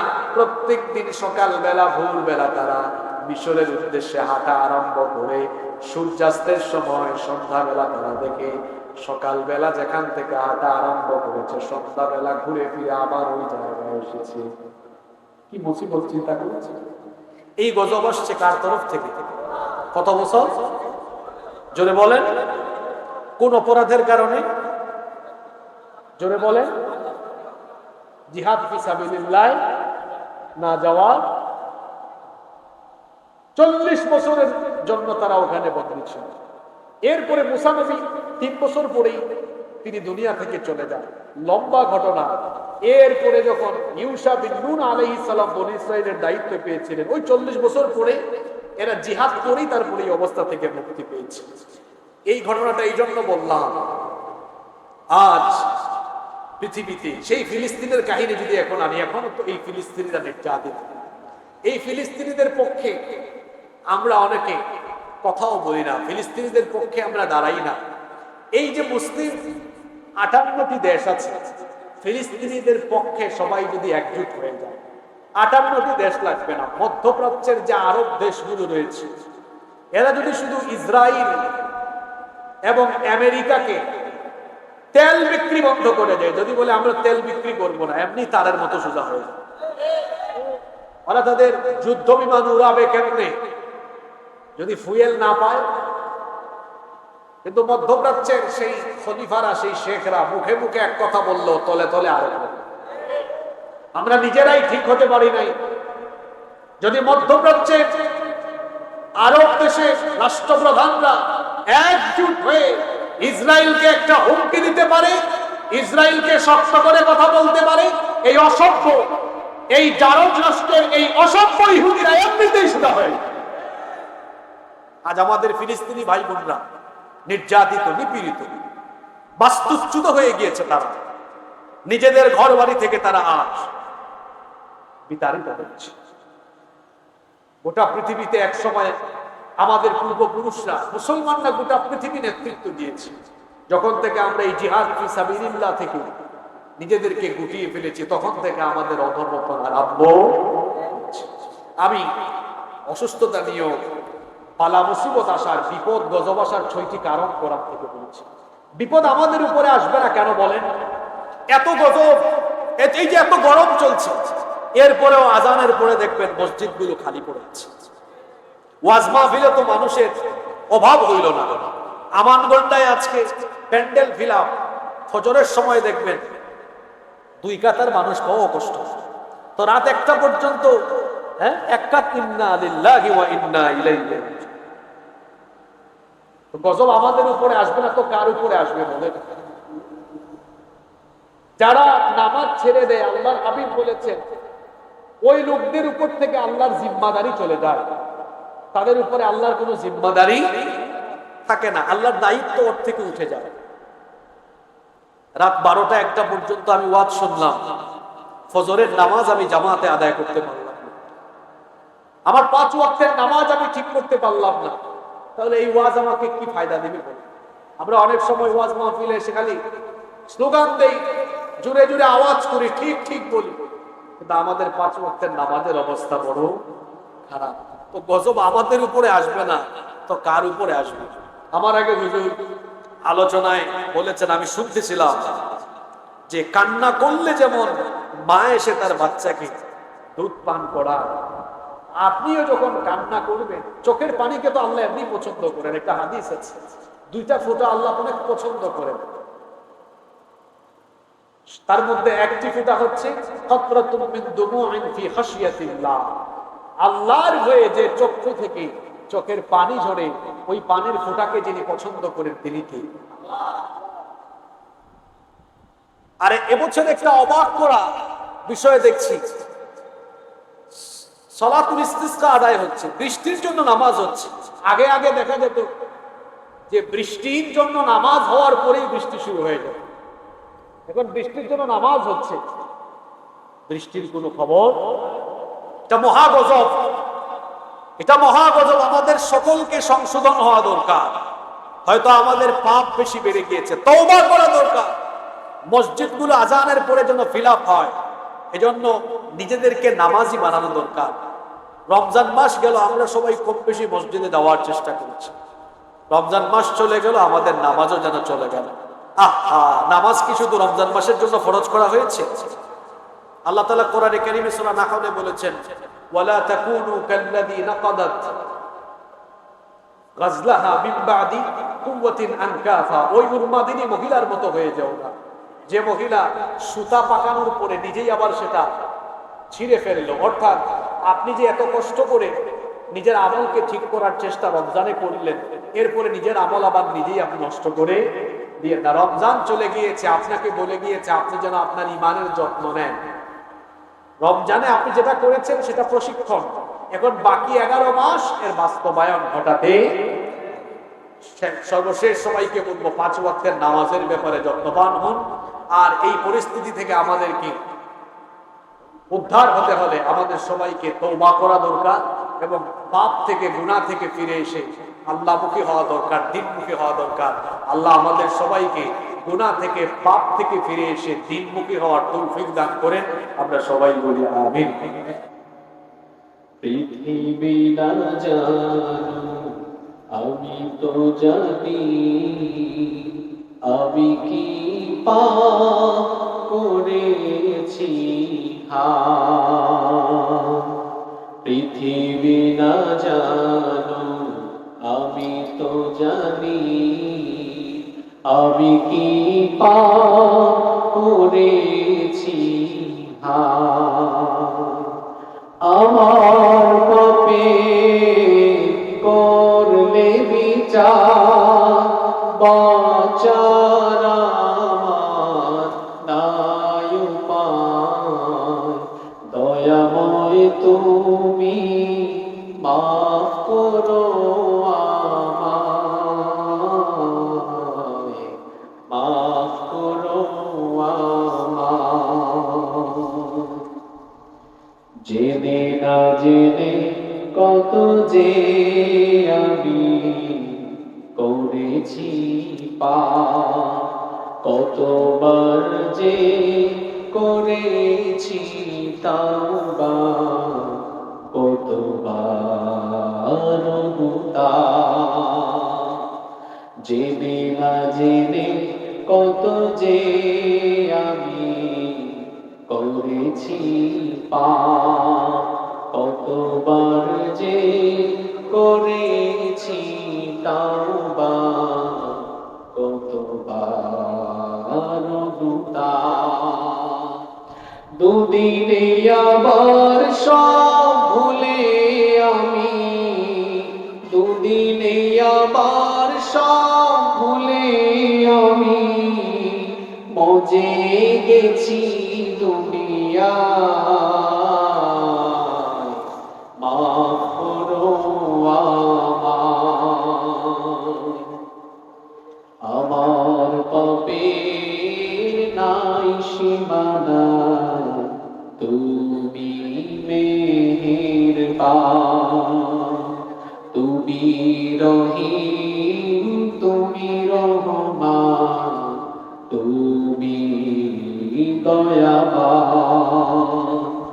আমায় তুমি করো গো মাফ, আমায় তুমি করো গো মাফ, এই গুনাহগার এই শুধু চাই মাফ করো আমায়।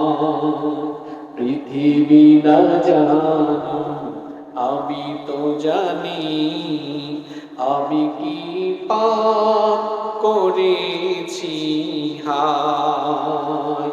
পৃথিবী না জানো আমি তো জানি আমি কি পাপ করেছি হায়।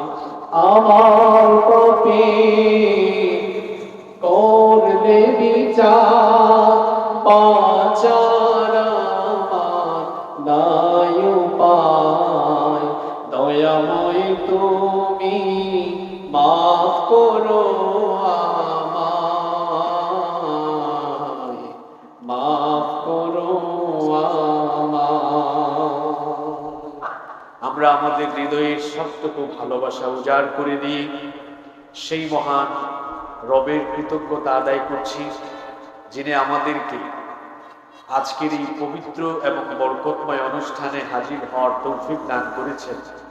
সেজন্য শরীরের সকল শক্তি গলার মাঝ বরাবর এনে হৃদয়ের সবটুকু ভালোবাসাকে উজাড় করে দিয়ে আকাশ বাতাস প্রকম্পিত করে গলার সব শক্তি, শরীরের সব শক্তি গলার মাঝ বরাবর এনে আল্লাহ তাআলার শুকরিয়া জানাচ্ছি, কালিমাতুশ শুকর আদায় করে পড়ছি আলহামদুলিল্লাহ।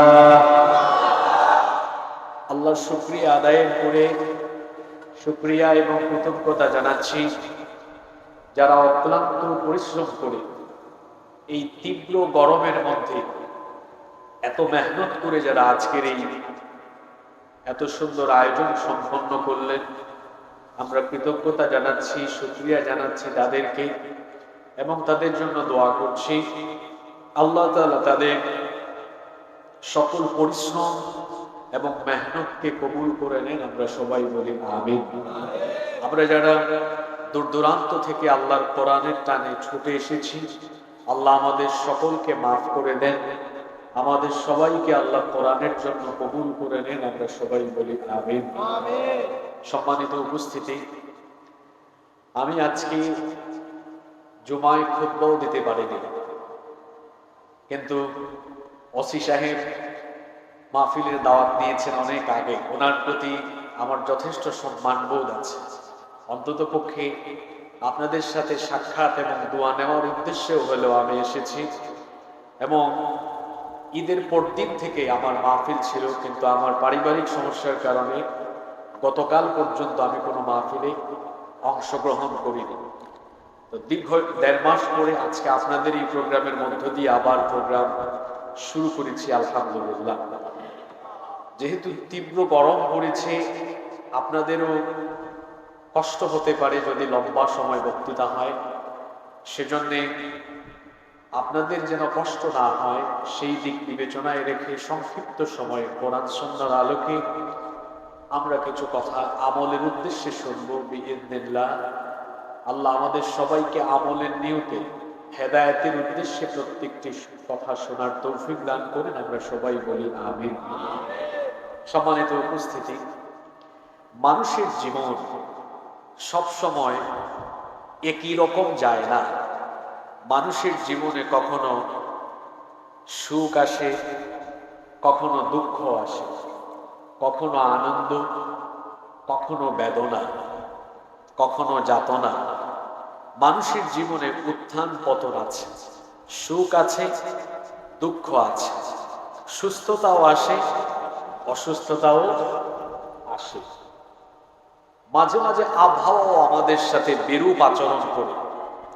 প্রকৃতি তার মূল অবস্থার বিপরীত আচরণও মাঝে মাঝে আমাদের সাথে করে বসে। মনে রাখতে হবে, এটা প্রকৃতির ইখতিয়ার নয়। আমাদের সমাজে বা আমাদের দেশে অনেক প্রকৃতিবাদী মানুষ আছে। প্রকৃতিবাদীরা মনে করে প্রকৃতির অনেক ক্ষমতা আছে, আর ইমানদারেরা মনে করে যে প্রকৃতির কোনো ক্ষমতা নেই, বরং প্রকৃতিকে যিনি পরিচালনা করেন তিনি কে? আল্লাহ। একজনের হুকুমে সবকিছু পরিচালিত হয়, হচ্ছে, হবে, তিনি কে? কারণ আসমান জমিন এবং এর মাঝখানে যা কিছু আছে সমস্ত কিছু মালিকানা, সমস্ত কিছু কর্তৃত্ব ক্ষমতা যার হাতের মুঠায়। গলার আওয়াজ বড় করে সবাই বলেন তো তিনি কে? এই যে আমাদের জীবনে দুঃখ, দুর্দশা, বালা, মুসিবত, কষ্ট, যাতনা, দুঃখ, ক্লেশ, বিপদ আপদ, গজব, এগুলো এমনি এমনি আসে না। এগুলো আসার পেছনে নানাবিধ বহুবিধ কারণ আছে। এমনি এমনি আল্লাহ মানুষের উপরে গজব পাঠান না। গজব আসার মতো কর্মকাণ্ড যখন মানুষ শুরু করে, তখন আল্লাহ মানুষের উপরে গজব দেন।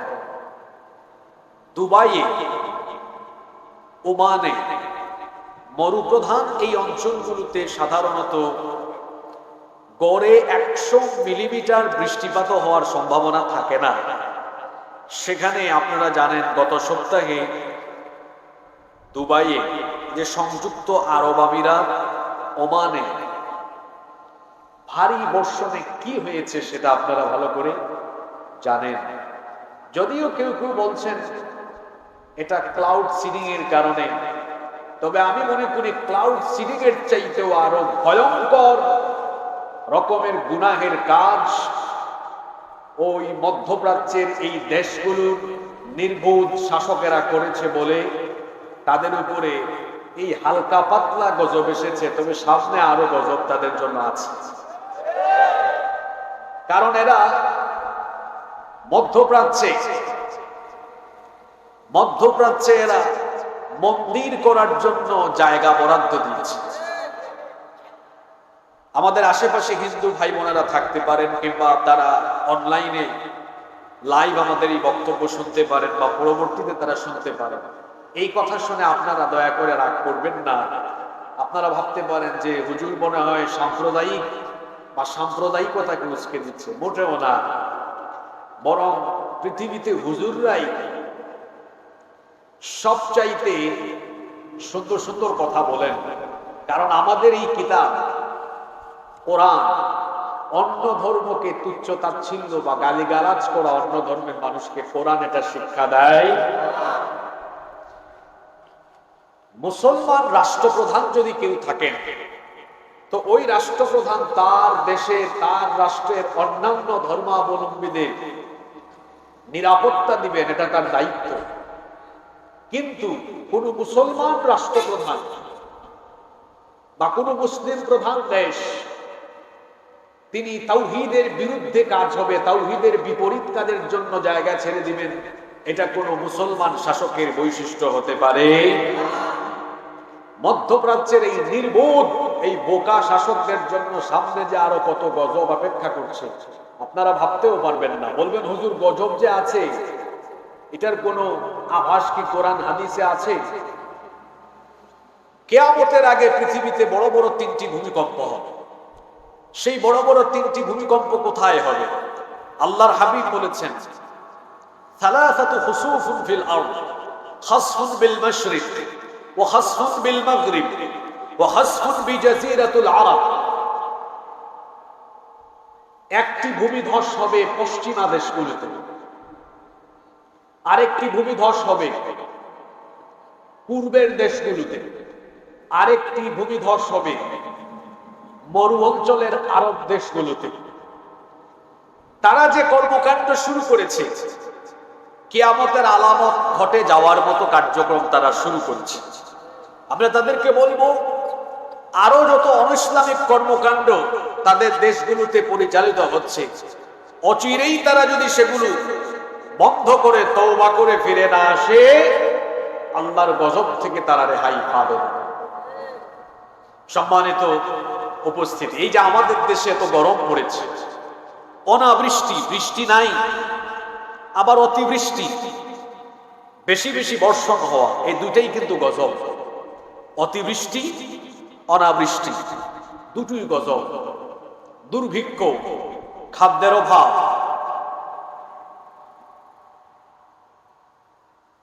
আবহাওয়ার বিরূপ আচরণ, কিংবা যে কোনো ধরনের বালা মুসিবত, এগুলো কেন আসে? আমরা যদি কোরআন হাদিসের দিকে তাকাই, এর কিছু কারণ আমরা খুঁজে পাবো। আজকে আমি আপনাদেরকে কোরআন থেকে, হাদিস থেকে গজব আসার 6টি কারণ কোরআন হাদিস থেকে তুলে ধরবো ইনশাআল্লাহ। নাম্বার 1, 1 নাম্বার, মানুষের উপর আল্লাহ কেন গজব দেন? এর প্রথম কারণ হলো, মানুষ যখন অতিমাত্রায় আল্লাহর অবাধ্যতায় লিপ্ত হয়ে যায়, এই মানুষগুলোকে সতর্ক করার জন্য মাঝে মাঝে গজব যিনি পাঠান, জুড়ে বলেন তো তিনি কি?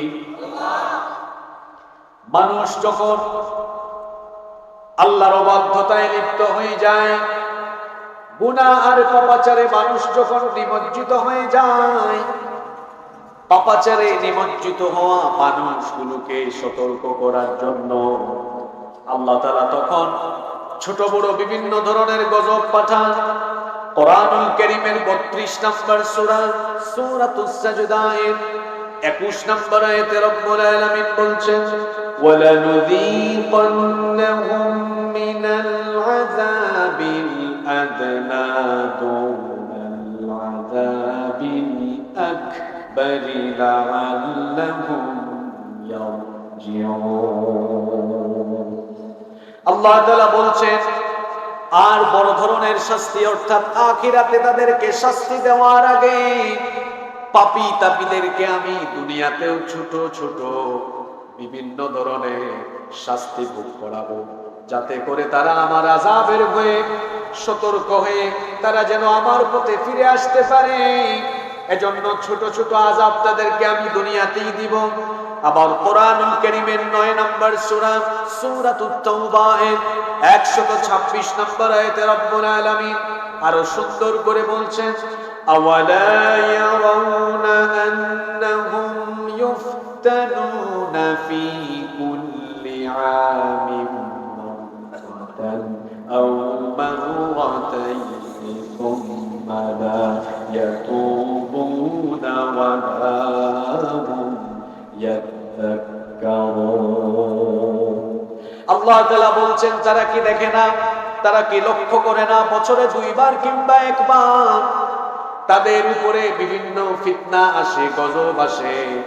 এগুলো দেখার পরেও, এই গজবগুলো নিজের চোখের সামনে দেখার পরেও তারা কি তওবা করবে না? তারা কি আমার পথে ফিরে আসবে না? বছরে মাঝে মাঝে তারা গজব তাদের চোখের সামনে অবলোকন করে, এই গজবগুলো দেখে এই মানুষগুলো কি আমাকে ভয় করবে না? এই মানুষগুলোকে আমার পথে ফিরে আসবে না? তারা কি তওবা করবে না? নূহ আলাইহিস সালামের কথা আমরা জানি, যিনি 1-2 বছর নয়, 1 যুগ 2 যুগ 3 যুগ নয়, 950 বছর তিনি দাওয়াতি কাজ করেছেন। 950 বছর দাওয়াতি কাজ করার পরেও তার উম্মতের লোকেরা তার দাওয়াত কবুল করে না। এই নাফরমান লোকেরা তারা কর্ণকুহরে আঙ্গুল প্রবেশ করিয়ে তারা নূহ আলাইহিস সালামের দাওয়াতকে প্রত্যাখ্যান করেছিল। আল্লাহর অবাধ্যতায় লিপ্ত হয়েছিল, বৃষ্টি বর্ষণ বন্ধ হয়ে গিয়েছিল। নূহ আলাইহিস সালাম তখন তাদেরকে বলেছিলেন, তোমরা আল্লাহর নাফরমানি ছেড়ে দিয়ে আল্লাহর গজব থেকে যদি বাঁচতে চাও তাহলে তওবা করো। তওবা যদি করো, তওবা করে যদি আল্লাহকে ভয় করে আল্লাহর পথে ফিরে আসতে পারো, তাহলে আসমান থেকে যিনি বৃষ্টি নাজিল করবেন, গলার আওয়াজ বড় করে মহব্বতে সবাই বলেন তিনি কি? নূহ নবীর নামে আল্লাহ কোরআনে একটি সূরা দিয়েছেন, সেই সূরার সিরিয়াল নাম্বার হলো 71। কোরআনুল কারীমের 71 নম্বর সূরা সূরাতুন নূহ এর 10 নম্বর আয়াতে আল্লাহ তার কথাগুলো তুলে দিয়েছেন। নূহ আলাইহিস সালাম তার কওমকে বলেছিলেন, ফাকুনতুস্তাগফিরু রাব্বাকুম ইন্নাহু কানা ইউরসিলা আলাইকুম বিতারা। তোমরা তোমাদের রবের কাছে ক্ষমা চাও, তওবা করো, ইস্তেগফার করো, কারণ তুমি যতই অবাধ্য হও না কেন আল্লাহর কাছে মাফ চাইলে আল্লাহ ক্ষমা করবেন কিনা? অবশ্যই আল্লাহ ক্ষমা করে দিবেন। শুধু তাই নয়, তিনি যখন ক্ষমা করে দিবে তখন তিনি আসমান থেকে তোমাদের জন্য মুষলধারে বৃষ্টি নাজিল করবে।